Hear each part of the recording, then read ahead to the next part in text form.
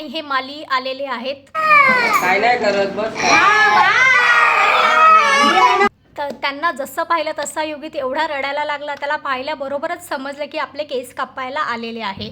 आणि नेहमी मी गावाला गेली की मला सगळे हेच विचारतात, म्हणजे आई बाबा, की याचे केस नाही कापले का, बरं नाही कापले, तो कसा दिसत आहे. मग मी त्यांना म्हटलं की तुम्हीच बोलवा केस कापणेवाल्याला आणि कापाबा म्हणून, कारण आमची तर हिंमत नाही आहे त्याला सॅलॉनमध्ये जाऊन केस कापून आणायची, कारण तो खूप जास्त रडतो. तो सीटवर सुद्धा बसत नाही. एक दोनदा आम्ही त्याला नेलं, ट्राय केलं, पण शेवटी आम्हाला लाज वाटली. त्याच्यानंतर एक दोनदा सॅलॉनमध्ये गेलो तर आम्हाला तिथनंच बाहेर पाठवलं त्यांनी, की तुमचा मुलगा जर रडत असेल तर आम्ही त्याचे केस कापू नाही शकत म्हणून.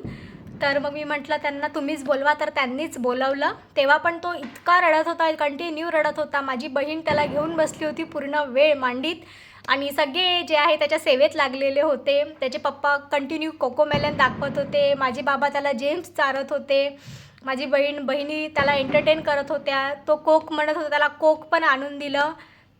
अशी सगळी त्याची सेवा सुरू होती आणि तो आपला केस कापत होता. ते जे आहे केस कापणारे ते खूप चांगले होते. त्यांनी हळूहळू व्यवस्थित सगळं कापून दिलं आणि अशी त्याची हेअरकट झालेली आहे. खूप छोटे केले मी, कारण लगेच वाढतात केस, लवकरच वाढतात. आणि समोरून त्यांनी ठेवले होते कर्ल. मी म्हटलं नाही, ते पण शॉर्ट करून द्या, कारण ते समोर येतात.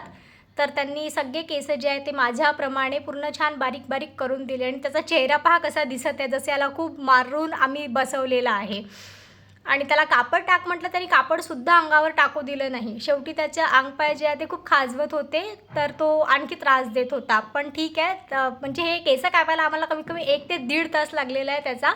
पण जे दादा आहे ते खूप पेशन्सनी केस कापत होते, त्यामुळे काही टेन्शन नव्हतं आणि व्यवस्थित कापलं. आणि घरातले सगळे जण ते 1.5 तास इथे उभे राहून त्यालाच बघत होते, की हा कसा केस कापत आहे, कसा रडत आहे, काय. सगळे त्याच्या सेवेमध्ये अवेलेबल होते.